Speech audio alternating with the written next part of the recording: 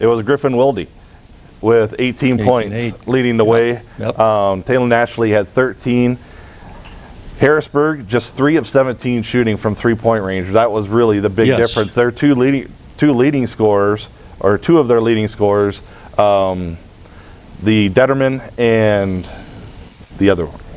No, I've drawn a blank, but Detterman, neither one were able to hit any shots from the outside, and that's what really killed Harrisburg. They had a tough day. And give them credit because they played well. I mean, they had Jefferson kind of on the ropes almost that whole first half. And then the third quarter, it started to show, and Jefferson was just able to pull away. And, they've got a lot. You didn't mention, but Caden Year as well. Quiet, but he scores 10 points. I think he had 11 rebounds as well. So they just got such great balance, different guys that can hurt you all the time.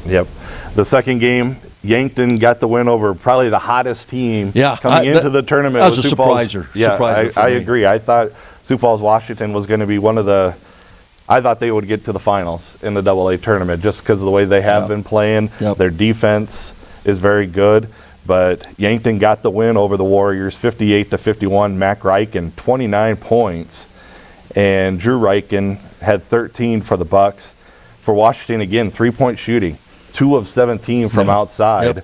And they had Gage Gasca with 17, A.J. Aycock with 15 for the Warriors. But again, that was during our Thursday show, I was talking to Coach Chris Stabner of Rapid City Stevens. He talked about how Yankton's guards, when you have good guard play, you have a chance to win in the state tournament, and that's exactly what happened yesterday. And you could say, we've been talking about teams that did not have good days shooting the basketball. You can say that about anybody, but if Yankton, they're scoring, the Reichen boys are hitting, they're capable of taking anybody out. We talked about that coming in with everybody. You're not surprised if any of the 8 teams here in this AA tournament would have come out on top. It's just who's hot that night, who gets some breaks, who gets in foul trouble. The little things are going to make the difference all the way. The first game of the night session last night, Sioux Falls Lincoln defeated Sioux Falls Roosevelt. Unfortunately, I don't have any stats for that game. Yeah, very little stats. There's no stats around for that one, but Sioux Falls Lincoln got the win. Really, JT Rock was the leader for them last night in points. I know he was in the 20s. And the rest of the supporting cast really didn't do a whole lot. Like Whitney didn't score a whole lot. Their outside shooting wasn't that great. Yeah, well, let's hope. Stays that way. And then we'll hear a lot more about that game with one of our guests coming up here. Absolutely. And finally, our Mitchell Kernels got the win last night, 60-51 over Pierre. A great all-around game for all the players that were on the floor for Mitchell last night. Steele Morgan led the way for the Kernels with 18 points. I can't say enough of how well Aiden Myers played last night. The senior stepped up so big, had 13 points, his career high, and I mean he was just outstanding. He picked up 2 fouls, bang. Well, that's it. Yeah, it didn't start very well for him. But he also got that right away. He got a 3-point play. He drove in, was aggressive, got to the basket, put the shot. He got the shot to fall, and got fouled. I mean, he played spectacular last night in that game. The other player in double figures for Mitchell was Marcus Talley. He hit a big shot late. He ended up with 11. For Pierre, Lincoln Keenholz, 19 points, but you got to give Dylan Solik a lot of credit for what he – because Keenholz, I think he ended up 7 of 21 shooting. He took a lot of shots, Pierre overall was 3 of 18 from three-point range in the game. And to kind of recap how that game went, Mitchell led pretty much the entire game and had a big lead, had a 14-point lead at one point in the first half. 28-12 at one time. Yeah. And then Coach Riker took over, and then... Just kidding. We'll hear from him later. I wanted to back up a little bit, and you're exactly right about Aiden Myers, and he hit a huge 3 late in the game as well. But how about the play of Steele Morgan early? Yes. He was unstoppable early. I mean, when Mitchell had that 28-12 lead, it was throw the ball into the post and let him go to work, and they had no answer for him. Yeah, he was 7 of 9 shooting. He hit a big 3 late in the ball game as well. He did. Talley did, obviously, and those were keys to separate. The trouble then, Steele picked up that second foul, you didn't want to get third, and I know, we'll talk to Riker about that a little bit, but it's a tough decision. Yep. The guy's hot, but you don't want him picking up a third foul in the second quarter early either, so you got to sit him, and things started to change a little bit after that. The way it played out towards the end of that game, Pierre came back and got the lead at one point. It was 41-39 with 5:13 left in the ball game. Aiden Myers came down, hit a couple of free throws. Mitchell went on a 7-0 run to take a 5-point lead. Pierre came right back, and with a 5-0 run to tie it back up again with 2:47 left. It was tied at 46. And then we talked about Aiden Myers with 2:24 left, hit a big three that gave Mitchell the lead that they never surrendered the rest of the way. Probably the nail in the coffin was Marcus Talley. He hit a three with 37 seconds left to put the Kernels up by 6. Well, and the odd thing, correct me if I'm wrong, but I think we only made 5 threes. Yes. The whole game, and you look at those three. I think 5 of 11. We didn't shoot a lot. No, but those three right at the end. I mean, it was not a 3-point game for the Kernels until the end, and then they fell. That game proved to me, like I said during our show yesterday, that Mitchell 1 through 8 is the deepest team in the state tournament. I mean, any one of the 8 players can step up and get in double figures. I don't think there's any other team that has 8 players that could do that. No, I agree. That's a good point. Good point. One other thing, I'd like to go back to it. You mentioned Keen Holtz and Dylan Solik. If you didn't want to watch the rest of the game, just watching those two guard each other all night was pretty doggone fun. And I think there might have been a couple of calls that maybe didn't go our way during that game, but Dylan held his composure too, and he could have easily kind of lost it a couple of times. The one thing I noticed more than anything in that game, it is so much easier being a broadcaster than it is a fan. Did you want to start shouting? Start talking? Well, I didn't try to do play-by-play or anything for the game, but I was yelling a lot more than I normally would. It takes a little of the nervousness out of you when you can talk. It's tough to sit there. So that'll wrap up for tonight for the AA. It'll be Sioux Falls, Jefferson, and Yankton at 6 o'clock Mountain, 7 o'clock Central. And then the Sioux Falls Lincoln Patriots against the Mitchell Kernels at 7:45 Mountain Time, 8:45 Central Time in the AA semifinals. Indeed. So it should be 2 terrific matchups. We'll kind of go a little bit more into the Mitchell-Lincoln game here a little bit later on. Going back January 21st, the only time these two teams met this year, Lincoln, Eli Olson with a tip-in with seconds left. I think there was 3 or 4 seconds left when the tip-in went in, and Lincoln was able to hold off the Kernels on the last attempt and got the win 67-66 back on January 21st. If you recall, we were down by 12 points in the third quarter of that game and made a heck of a comeback, but it was an off and on game because first one team would get hot, hit some shots, the other team would go cold, and then it was just a reversal, and I'm sure Coach Kreutzfeld will talk about that a little bit later. We'll take a timeout. We'll come back, and our first guest will be Bo Brown, former Mitchell Kernel, now a freshman basketball coach for the Sioux Falls Roosevelt Rough Riders. So we'll take a timeout. You're watching the Kernel Madness Tournament Preview Show on Mitchell Telecom 90 Sports. Big Friend Little Friend of the Mitchell area is a youth mentoring agency that matches caring, committed adults with young people who could benefit from a positive role model. Mentors help their little friends navigate life's challenges and celebrate their successes, in addition to enjoying indoor and outdoor activities. Big Friend Little Friend is seeking mentors in both the community and school-based programs to fulfill these goals. For more information and to apply online, visit bigfriendlittlefriendmitchell.org. Your little friend is waiting for you. Celebrate the most precious moments in your life with the region's most trusted independent jewelry store, The Diamond Store in downtown Mitchell. The Diamond Store is locally owned. We offer free cleaning and repairs with 2 full-time jewelers with 50 years of collective experience. We personally select our inventory with our customers in mind, so we can offer the finest selection of jewelry that meets or exceeds your expectations. The Diamond Store, the gem of downtown Mitchell, proud to support all area athletes. If you you've checked your financial statements lately, you're wondering if you're making the right choices. Since no one can totally predict where the markets are headed, Dice Financial can create a long-term, sensible investment plan that'll fit your individual needs and comfort level. Whether it's a college savings plan or planning for retirement, call the winning team at Dice Financial Services. Securities and advisory services through Royal Alliance Associates Incorporated. Member FINRA SIPC. Contact Dice Financial at 996-7171 or visit dicefinancial.com. Help keep Mitchell a safe place to live, shop, and visit by reporting tips to Crime Stoppers. You don't have to identify yourself, and a minimum reward of $250 is paid on all Crime of the Weeks solved by tips to Crime Stoppers. There are lots of ways to report a crime. You can download the free P3 Tips app. Go to p3tips.com or by calling Crime Stoppers at 996-1700. Let's all help keep Mitchell safe by reporting crime and helping investigators arrest those involved.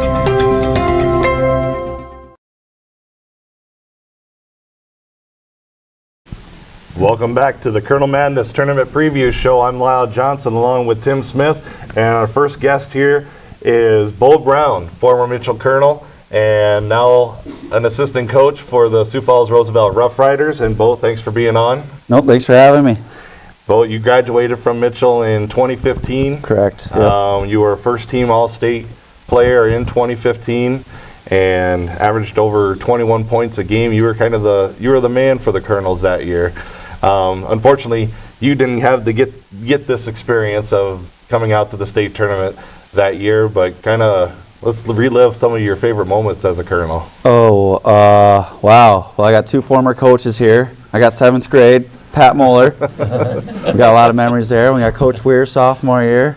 There's a lot of memories there, but I would just say overall, growing up in Mitchell, it's obviously a basketball town, and so my favorite memories is just going to the games, watching my brother, and get to play in the Corn Palace, and got to do that. I was on Munson's last year, freshman. I was on that team, so I got to come out to Rapid and kind of get a little experience of it. But otherwise, getting to be a part of it and playing in the Corn Palace, and just overall, just being a part of the Mitchell tradition was probably the highlight. Then you went on to South Dakota State. Yep. Probably one of the more famous people or players at the end of the bench. Yep. That's probably Call ever him a famous non-star. Yep. Yeah. You always seem to be spotlighted either on ESPN Sports Center or something because of some of the antics you were doing on the floor when something good happened to your team. Well, I think so. A lot of those seniors with like Tate Martin and Matt Henriksen and Jade Miller, I mean, they all kind of said that when I was a freshman at the state tournament, I acted the same way. So people are like, did you do any antics for the TV? No, it's just that's how passionate I am and how excited I get and competitive. And I just want to win, and whatever role I got, let's do what we can do to win. Well, talk about that, though, a little bit. I mean, it's not a lot of guys that, don't get the playing time, don't get the minutes. You go to practice every day. You work your butt off every day. That says something about your mindset. I mean, obviously you enjoyed your years at SDSU. I think a lot of people know my story.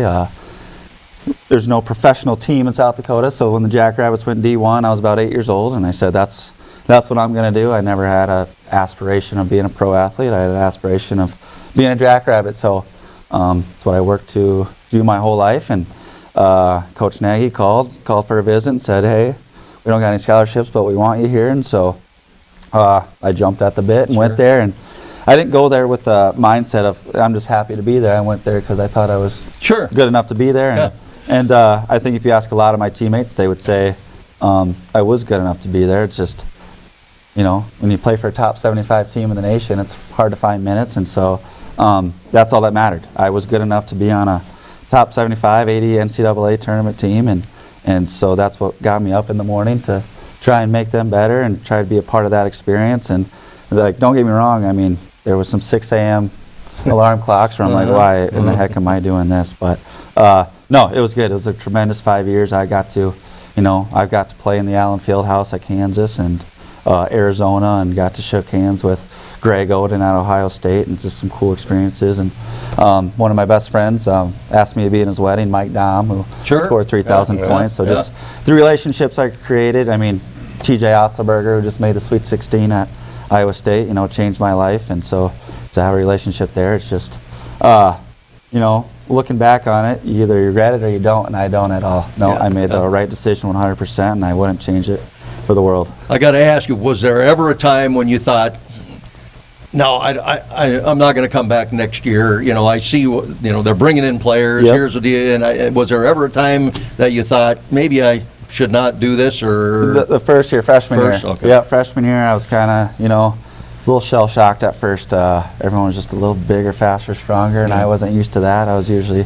the one that was faster and, just more talented than everyone else. But so I thought, yeah, maybe this wasn't for me. And then Coach Nagy left, and T.J. Otzelberger came in, and kind of just our personalities fit. He's kind of high energy, has fun with it, and he made my experience awesome, and so I knew I was going to finish out with all that. How about your experience at the NCAA tournament? Yep. Since we're in the middle of it now. Yeah, no, it was everything you can dream of. Just getting kind of first class treatment, the private jet, and getting escorted by police everywhere, and just getting the TV time, and just kind of being on that court. You see all those broadcasters on CBS and stuff that you're watching the game, and now you get to be right next to them and talk to them, and then you see these Power 5 teams, and you're there warming up right next to they are, and it's just it's cool to be a part of. I got me being crazy on the bench. I got to be on one shining moment at the end of the tournament. So just a kid from Mitchell, South Dakota, getting some TV time on national TV. It's kind of cool. So no, it was a great experience. Your 15 seconds of fame. 15 right there. seconds. Yes. Yeah. No, it was awesome. Now I'm guessing that you probably know, in the history of your 5 years at South Dakota State, more offenses of teams around the country than maybe any other kid, because I'm guessing you were production scout all the time, and you'd have to run other teams' offenses. So I'm going to follow up and ask you to give us a scouting report last night on what you guys did against Lincoln. But that's not an easy thing to do. No.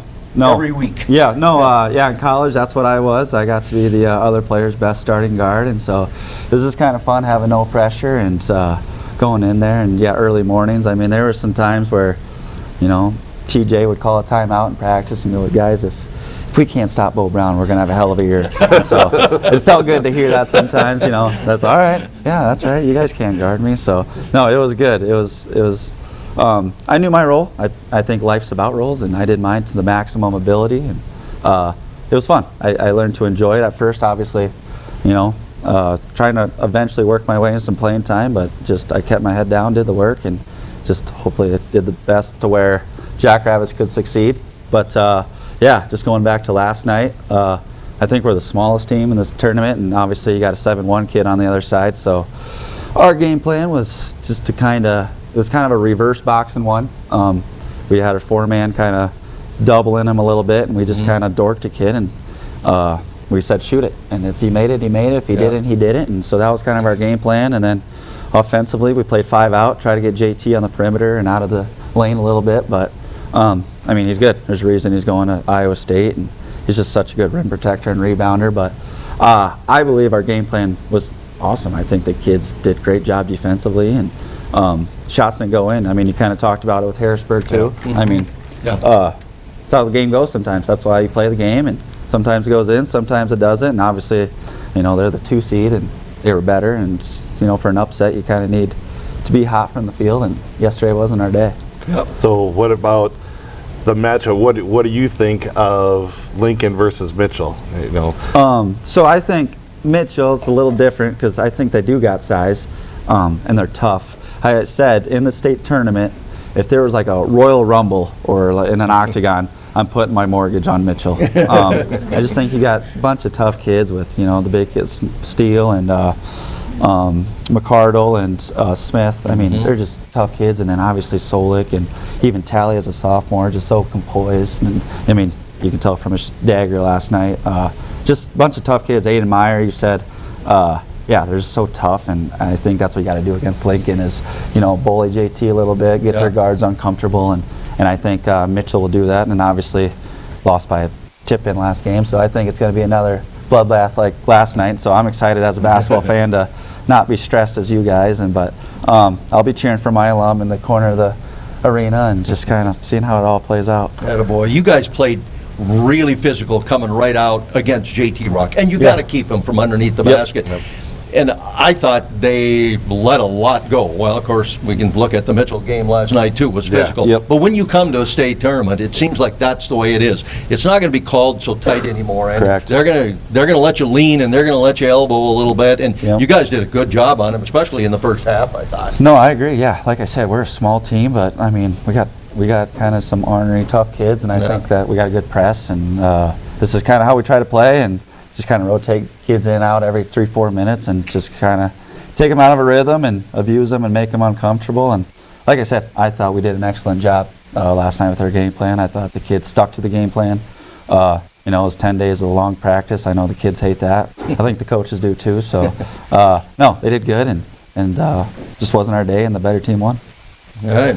How about personally right now? How long have you been coaching for Sioux Falls Roosevelt? So last year was my first year. Graduated in 2020 from SDSU, and then kind of just took a year off. Coached at Avera Warwick, did that, and then Coach Bagman called and said, I need a freshman coach, and said, yeah, I'll jump at the bit. And I had no idea. I knew they won it in 2021, and I didn't realize they're returning 9 starters, so I kind of got spoiled last year, you know, being 24-0. Being a part of that was really cool, and just, and so I kind of wanted to do it again this year to see how it is when everyone's crabby and losing games. And so, no, it was good, and the coaching staff's great. We're all 35 and younger, I believe, so just we're all young guys, and energetic and, you know, personable, and so I fit in well there. And it's been a good 2 years. And even in high school, I think I grew up, if I had to pick one Sioux Falls school to cheer for, was Roosevelt. And so, I'm just glad to be a part of it. I live on the west side, so it's a good spot to be. And what else you doing beside coaching freshman basketball? Just started core insurance about a month ago. So I'm in Sioux Falls, but I come to Mitchell for training every now and then with Merle. And so doing that, starting insurance. So, I feel like I always made fun of, it's weird how life works. I always made fun of insurance agents because that's what every ex-player and coach do, you know. They go and sell insurance. Well, I'm never going to go do that. Here I am, you know, life comes full circle. So selling insurance see how that goes. You got to go hit up all your former SDSU guys now, correct. Right? Yep. Well, Bo, we appreciate you coming on the show. Thanks a lot. Appreciate it. Thanks, guys. Yep.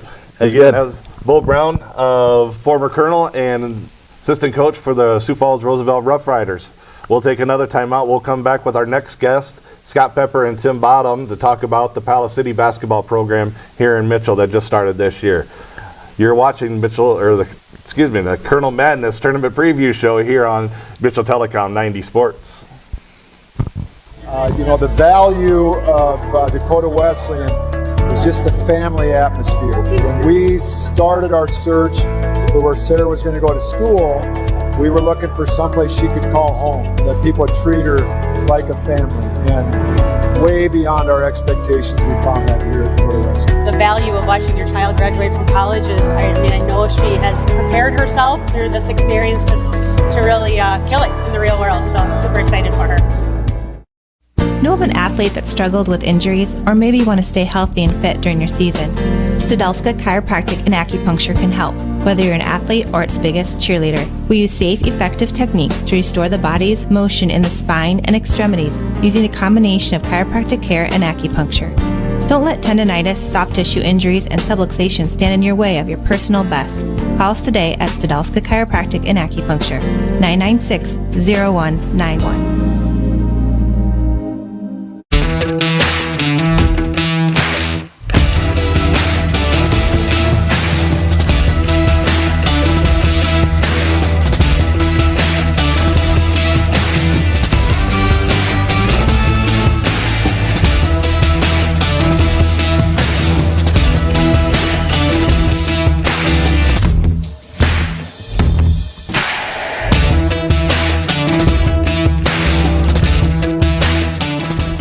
Why spend thousands replacing your old phone system? Isn't it about time to upgrade to Mitchell Telecom hosted phone? It's the new alternative to traditional phone systems. Step 1, call us. Step 2, we upgrade your handsets. Step 3, we say sayonara to your old phone equipment and install a state-of-the-art fiber phone box. Step 4, we manage your entire phone network remotely. All of this for a low monthly cost. Mitchell Telecom hosted phone. Faster, better, way easier.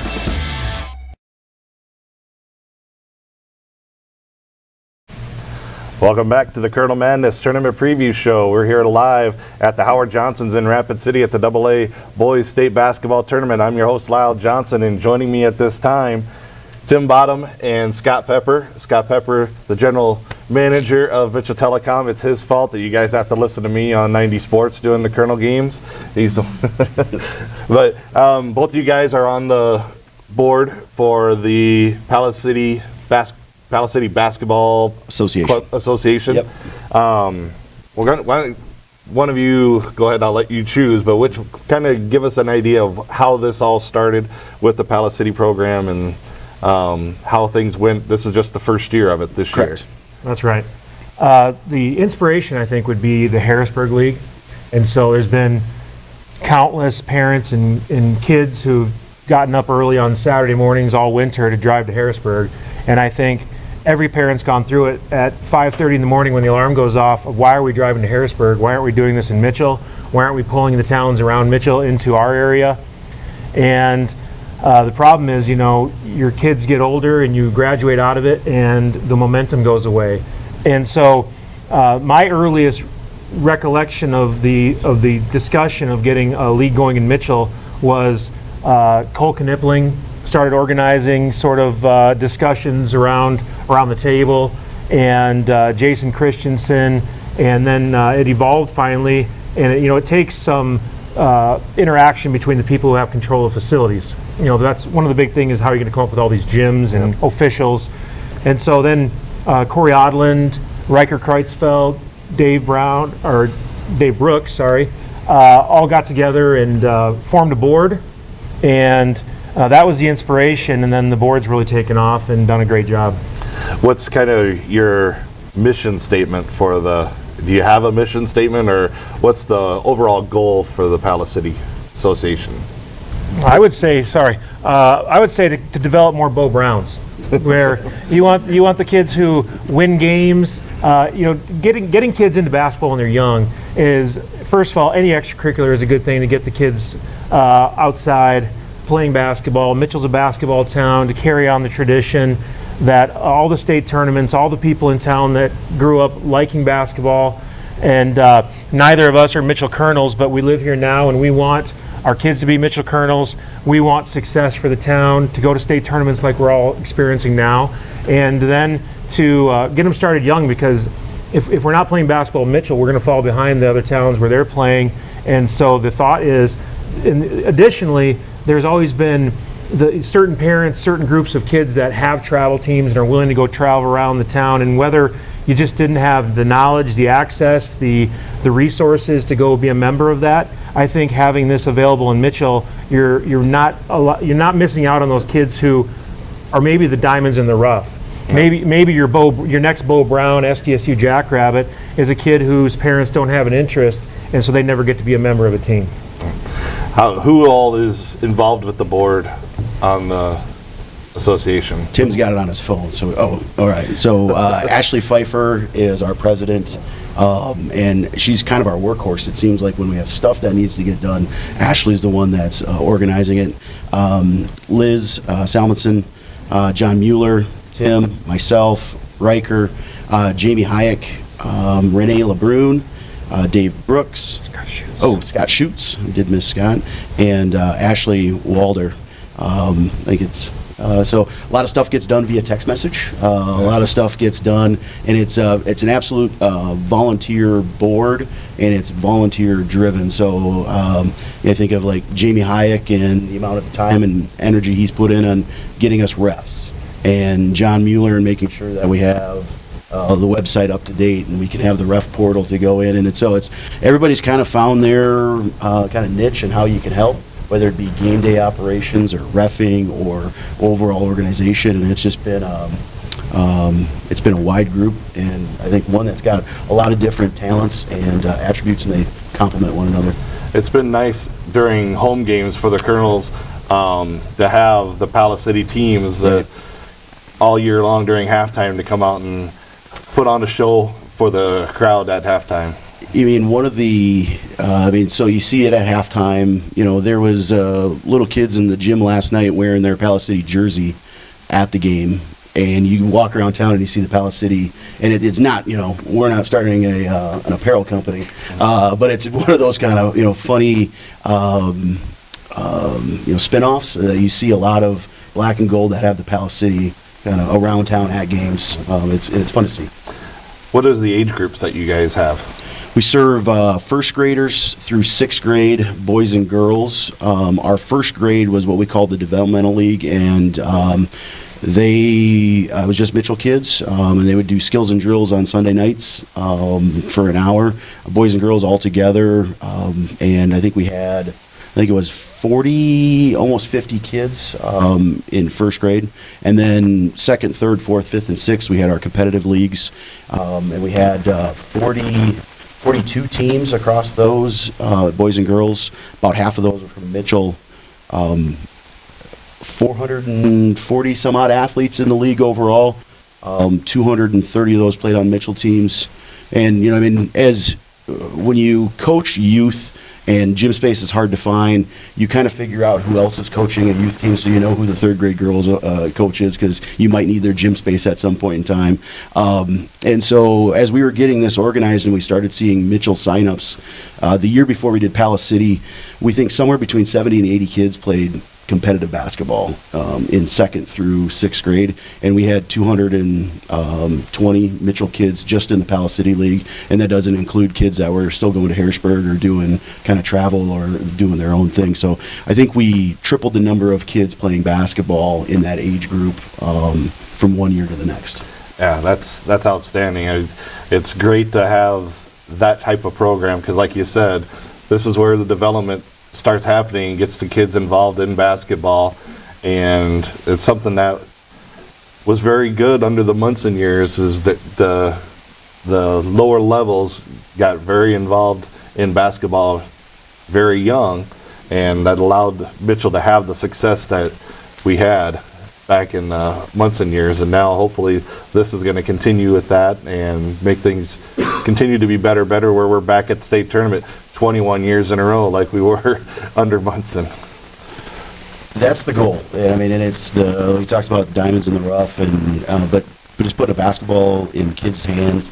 And, you know, you talk about, for many great reasons, there's a lot of things that kids have access to in Mitchell. And so whether it be, you know, the hockey stick or dance or cheerleading or, you know, anyone, and like Tim said, any activity is a good activity.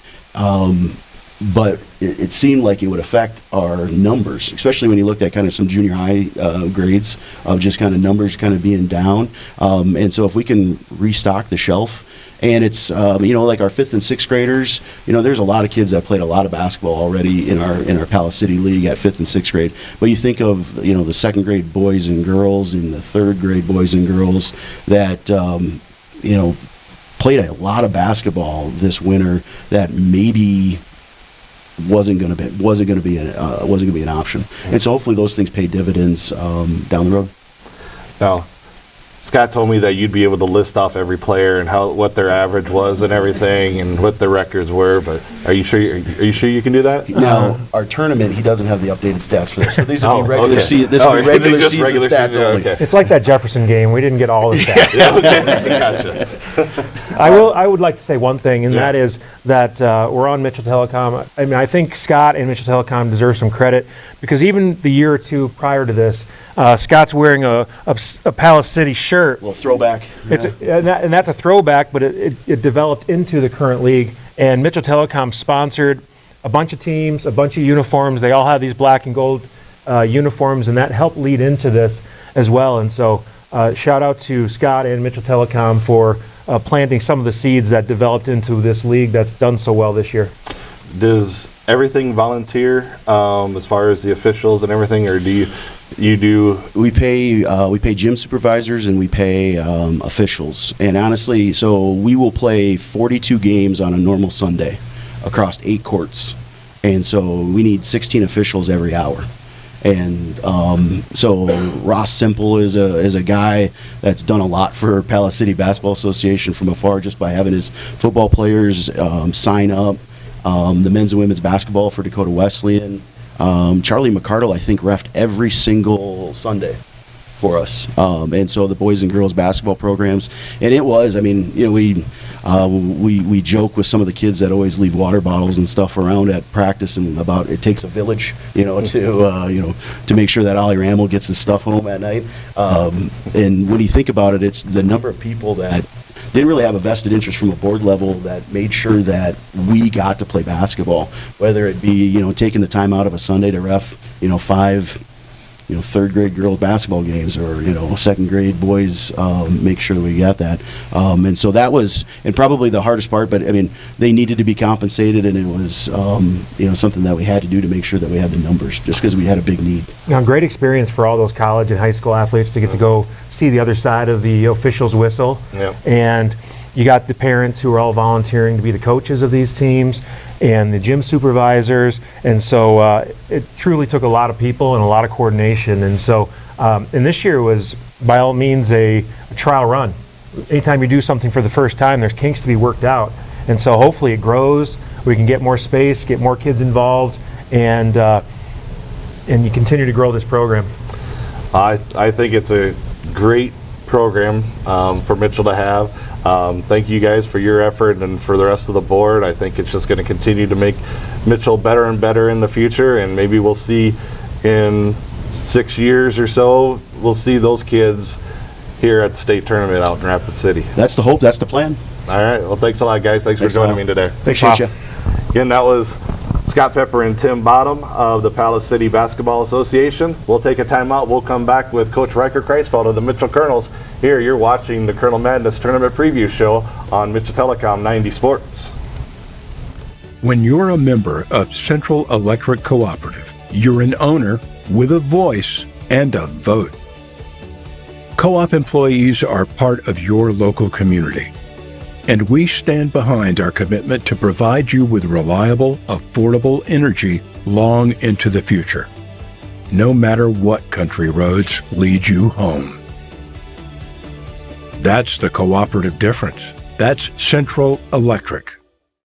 Service after the sale isn't just a slogan at Central Electric. It's the reason we've been in business for over 20 years. Co-op employees are part of your community, and we stand by our commitment to provide you with reliable service long into the future. So whether you need new appliances, home heating and cooling solutions, or electrical work done on the farm, we've got you covered. That's the cooperative difference. That's Central Electric.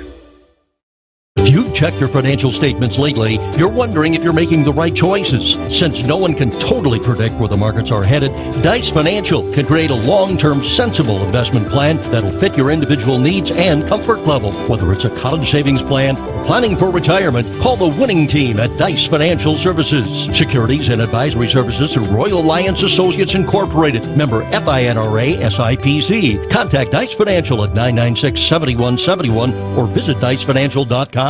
Celebrate the most precious moments in your life with the region's most trusted independent jewelry store, The Diamond Store in downtown Mitchell. The Diamond Store is locally owned. We offer free cleaning and repairs with 2 full-time jewelers with 50 years of collective experience. We personally select our inventory with our customers in mind, so we can offer the finest selection of jewelry that meets or exceeds your expectations. The Diamond Store, the gem of downtown Mitchell, proud to support all area athletes.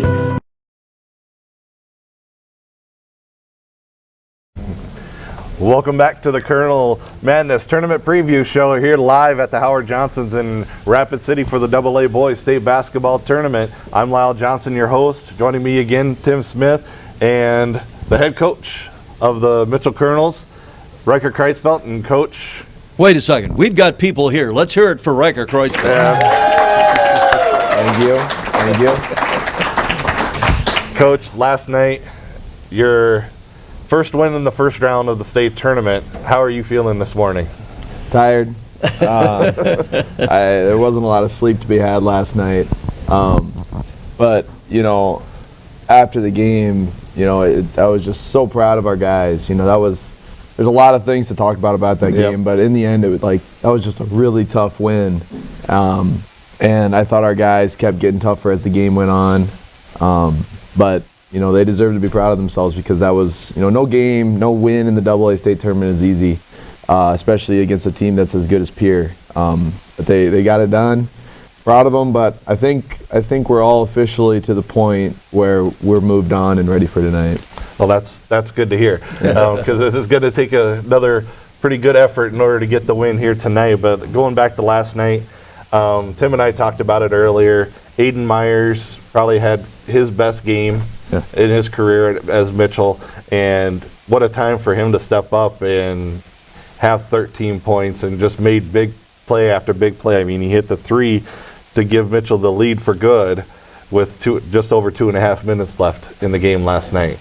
Yeah, Aiden, I think that's what makes us good, right? It's somebody different all the time. And in terms of scoring this year, it's never been Aiden. So that was on no one's bingo card for that game, that Aiden Myers was going to be our second leading scorer and pretty effectively put the game away with that 3. But like we told them before the game, that's what makes you guys, in my opinion, different than everybody else. Everybody in this tournament, it seems like there's 1 or 2 guys they need to play really well. And we have 1 or 2 guys in Dylan and Steele that we would really like to play very well, and it would make things a lot easier if they play really well. But if they don't, then we can, we have a Gavin Sokup, we have a Colton Smith off the bench, we have other guys that we could bring in if we needed to. Last night it was Aiden, and that's a kid who deserved that because there's been some games where teams have just said, well, we're gonna let Aiden shoot, we're gonna make him a perimeter shooter.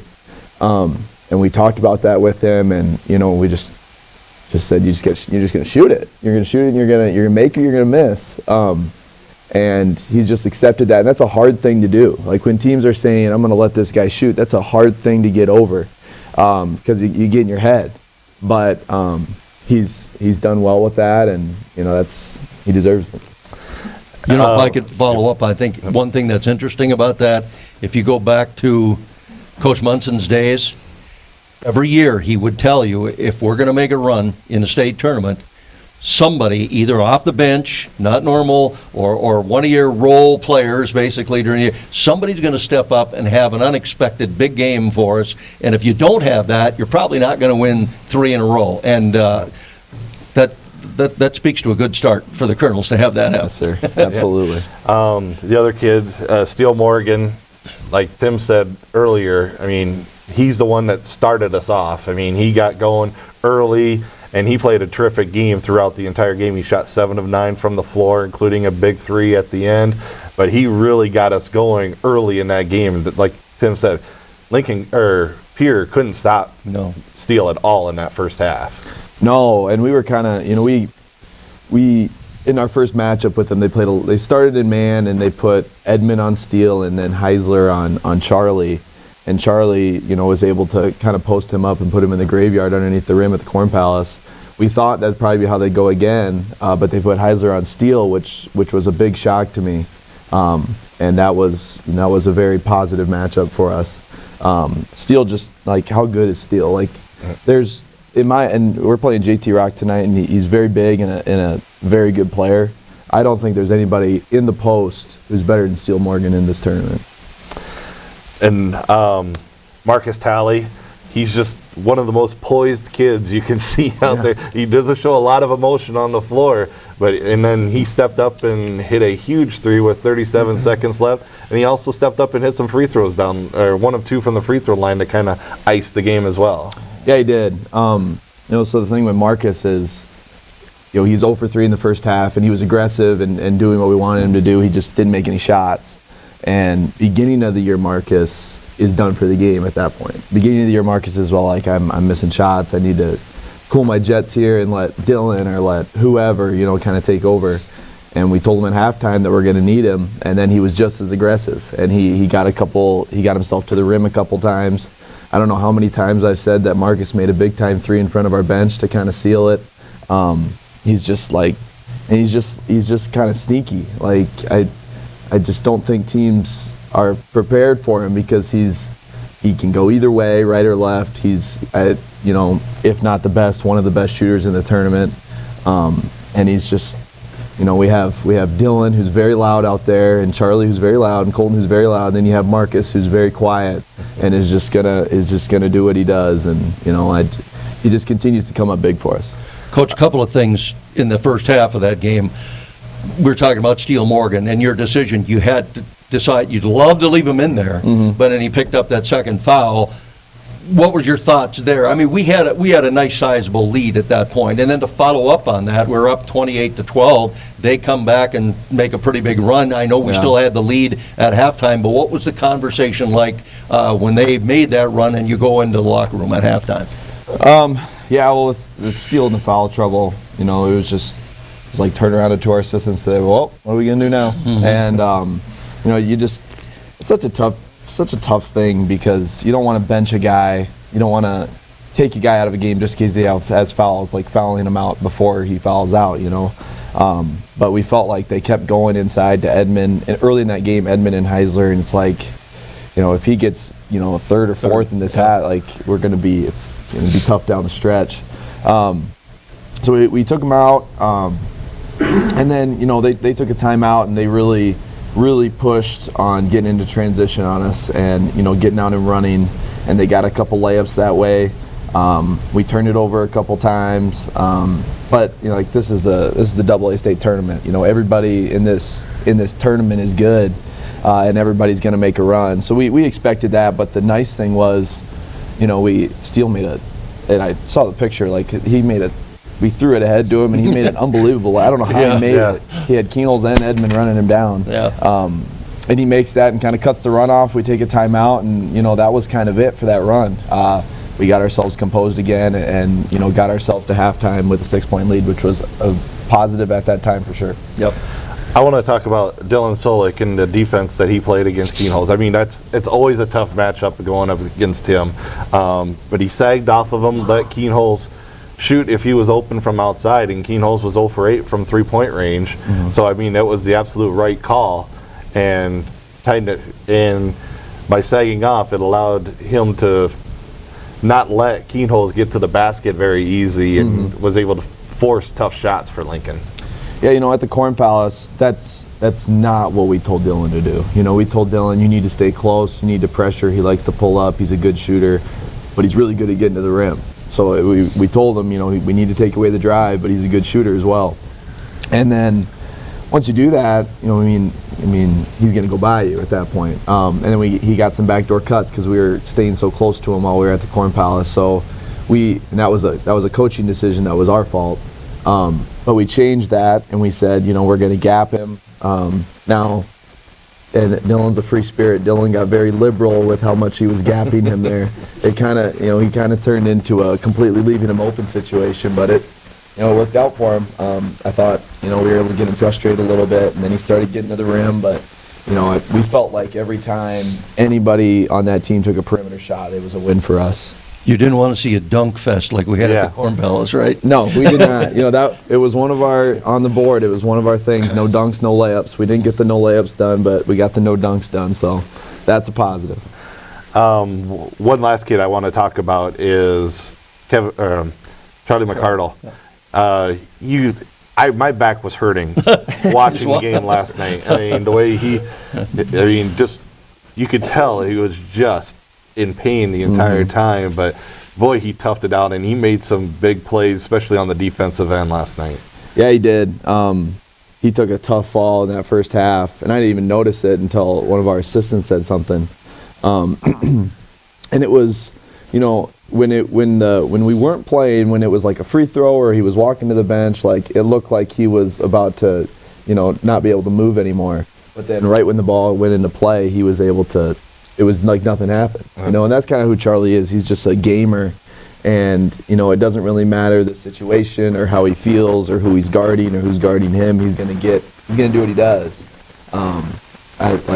This is totally different, but we go to Kansas at a team camp, and Charlie downs a whole large Domino's pizza before the game, and he just dominates the game. That's Charlie. Charlie just doesn't care about anything, and we kept you'd go to the bench when we were going offense, defense, and have a heat pad on him. Groper was taking care of him, and I'd look at him. I'd be like, "You good?" He's like, "Yeah." I was like, "Are you sure you're good?" He's like, "Yep." And he went back in, got some. He just tough kid, and that's kind of the mantra of our seniors, just tough kids, and he's one of the leaders of that pack. All right, let's turn our focus to tonight's game. Sioux Falls Lincoln. Again, the last time we met, it was a tip in by Eli Olson with, I think there was 3 or 4 seconds left. Yeah. It ended up being a 67-66 win for the Patriots. That game we were out rebounded 38-22. Again, that kind of goes back to JT Rock. He only had 7 of those rebounds in that game. We actually held him in pretty good check. Yes. He had 11.7 rebounds in that game.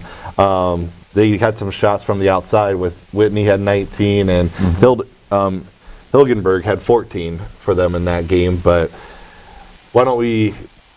Is there going to be any kind of adjustments from the way we played them the first time versus what we're going to do here tonight? Don't Probably give not away a whole secrets lot. now. We won't. We won't tell Sioux Falls Lincoln that we're broadcasting the show. Yeah. Well, what can you do? We're going to put a 6-foot kid on a 7'1" kid, and we're going to try to beat him up a little bit and make him have a tough day. Hopefully it'd be a really good sign if we could get JT Rock to 2-hand shove Charlie McCardle in the chest at some point in the game. That means things are going our way. But you can take away a big kid and give up perimeter shots, but you have the Schaefer's kid who's a sniper. You have the Whitney kid who hurt us bad, and a lot of those were in the second half, if I'm remembering right. And then you have the Hilgenberg and Olsen kid, and we felt like those are the 2 that won them the game because those are the 2 that we thought make them beat you, because it's not a question that Whitney, Schaefer's, and JT make Lincoln go. But I think Olsen had close to double figures. That wasn't on our bingo card. He just he made some plays, and then he made the biggest play of the game, getting that put back. But defensively, we don't have a lot of options. Like we're sitting in the hallway last night, the coaches watching the film of the Lincoln game last night, and it's like, okay, so what are we gonna do? And we were talking about a little bit, and then it's like, well, we don't have any options here. We only have one option. If you want to front JT and say he's not going to catch it, well, then he's just going to throw it up over your head and he's going to dunk it. So being physical, trying to make him operate from 6 to 8 feet when he puts it on the floor, trying to get it out of there.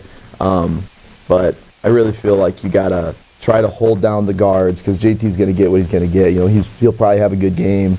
But if you can control Schaefer's and Whitney and those other guys just a little bit and keep them under their average, that's going to give you a chance to win. Yeah, Coach, I think that's an important thing because if people haven't watched Lincoln at all and they watched them last night, they didn't see their guards do a whole lot. Yeah. They did not have a big game, but that's not been their game plan. In fact, I think Lyle and I talked about it before when we were looking at Lincoln's team stats. They shoot more threes than anybody in this tournament. But all you think about is the 7'1" guy underneath. Right. But their guards are very good. The other thing, I'm impressed at times with their pressure. They'll go after you 90 feet, and they're tough. Yeah, that was something new. They didn't do that when they played us at that point in the year. And they press hard. They do a little zone press and trap you right away. And they work hard. They're able to play 7, 8, 9 guys and rotate guys in there. But we feel like there's some matchups defensively that we could take advantage of because they have JT in there, but then they're playing 4 guards with JT, so they have to guard a Charlie, or they have to guard a Steele and a Colton. 2 of those 3 at the same time all the time. So trying to find ways to take advantage of those matchups will be something we're looking to do. Can you keep a Steele and a Colton Smith on the floor at the same time and maybe make one of those small guys have to match up? Yeah, I think you can. I imagine, I don't know how they'll match up, but at Lincoln we put JT was on Steele, we put Steele in the post, and he scored on him a couple times. Mm-hmm. That's one of our highlight videos in that pregame thing. I had to make sure to put that one in there just in case we played them tonight. But yeah, you can, because Colton is, if they want to put, I imagine what they would do is put JT on Colton and make him, play from the perimeter. But he's such a good cutter, everybody does that to Colton now. Nobody guards, Colton on the outside because he's so good on the inside. but he cuts so well, and I'm not worried about having those two on the floor. We've played like that all year, and they always find some way to contribute. Like Colton, he offensive rebounds so hard, and if he's on steal, then we put him on the perimeter and make him guard steal on the perimeter. We have a lot of options in that way, and a lot more options than most people probably think that we do. Again, that goes back to our depth. I mean, we have so many different ways to hurt teams with all the different players that we have on our team. Yeah, and I'm really looking forward to, seeing how guys operate on day 2 now. I thought Colton he wasn't nervous, but he was getting after himself a little bit, and he's a freshman. Who else in this tournament is playing a freshman that many minutes, and who else in this tournament has a freshman who's their third leading scorer? But that's why you have seniors that pick him up. Charlie came in, and Charlie was playing really well. Steele played really well. Like we told them, you guys need to trust each other, and you need to know that it's not on you to score. Like Dylan, you don't need to have a great game. Charlie, Colton, you don't need to have a great game. We just need to play the way we have all year, and somebody will. And that happened again last night. Coach, if I can mention one more thing, we've got people here today, but we had a great crowd last night there, and I think yesterday you were pretty impressed with the number of people that showed up here early for the pep rally before the games last night. But the Kernel fans are behind you, there's no doubt. They are. We came out of the locker room getting ready for, go warm up, and I was like, I was just amazed. I thought Pierre would I thought it would be Pierre and Mitchell had the 2 biggest crowds. And it was Mitchell had the biggest crowd, and Pierre was probably second. And actually Yankton was probably second. And it was not great conditions getting here. Something about this team that people have just decided that we're going to get behind these guys, because our last games at the Corn Palace, that's as close to the old days as you're going to get. Agreed. It was as packed as you'll be, and I don't know if it's the way that these guys play or if they're playing well or whatever. Probably the coach. I don't know if it's the coach. I am responsible for about 10 people out there. I got some high school friends and some family here.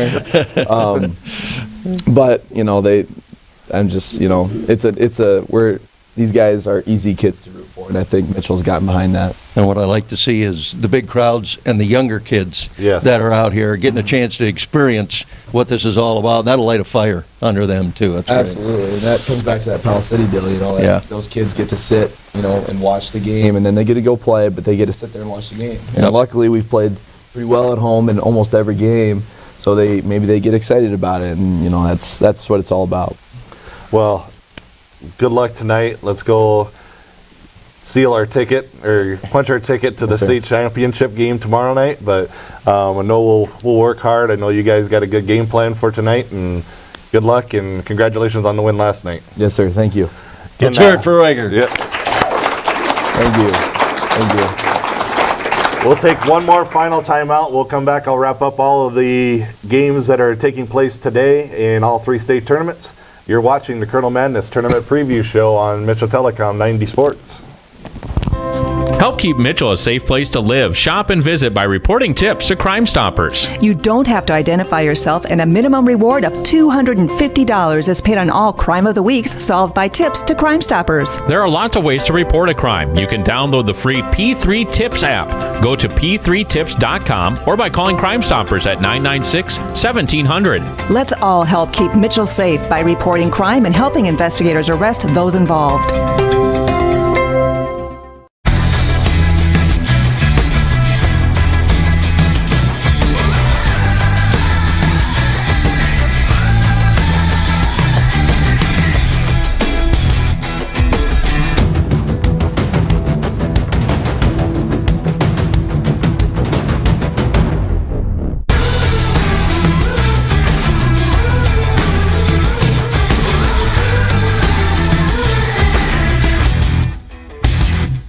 Let's face it, your life is wireless. More devices and gadgets means you need more speed. Mitchell Telecom is fast, ridiculously fast. Harness that speed with home Wi-Fi from Mitchell Telecom. Stop rebooting your Wi-Fi router every week. With home Wi-Fi, you get the most reliable 5G connection to your home's devices, fully backed by our Wi-Fi experts. We set it up, we help manage, you play. Watch, talk, surf, explore. Mitchell Telecom Home Wi-Fi. Faster, better, easier.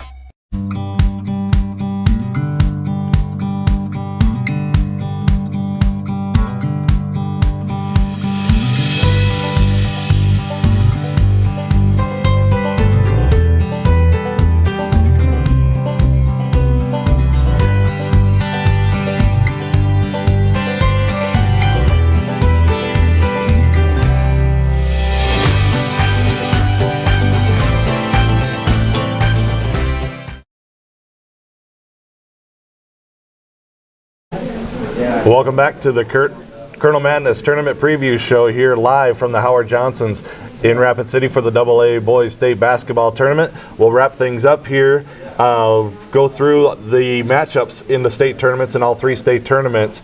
In Class B, in the consolation semifinals, it'll be Castlewood taking on Faith. That game actually has already started. And the other consolation semifinals will be Ethan taking on Viborg Hurley. In the championship semifinals at 6 o'clock Central Time, Lower Brule will be taking on White River, and at 7:45 Aberdeen Christian is taking on DeSmet. In Class A, consolation semifinals will be Hot Springs taking on Sioux Valley, St. Thomas More versus Mount Vernon Plankington. And in the semifinals, Dakota Valley against Coach Todd Neuendorf in Hamlin. That game will be at 6 Central. And the other semifinal, Elk Point Jefferson will be taking on Sioux Falls Christian at 7:45 over in Sioux Falls. And in Class AA, in the consolation semifinals, Harrisburg will be playing Sioux Falls Washington. And Sioux Falls Roosevelt will be taking on Pierre this afternoon. And in the semifinals at 6 o'clock Mountain, 7 o'clock Central, it'll be Sioux Falls Jefferson taking on the Yankton Bucks. And at 7:45 Mountain, 8:45 Central, it'll be Sioux Falls Lincoln taking on the Mitchell Kernels in the semifinals.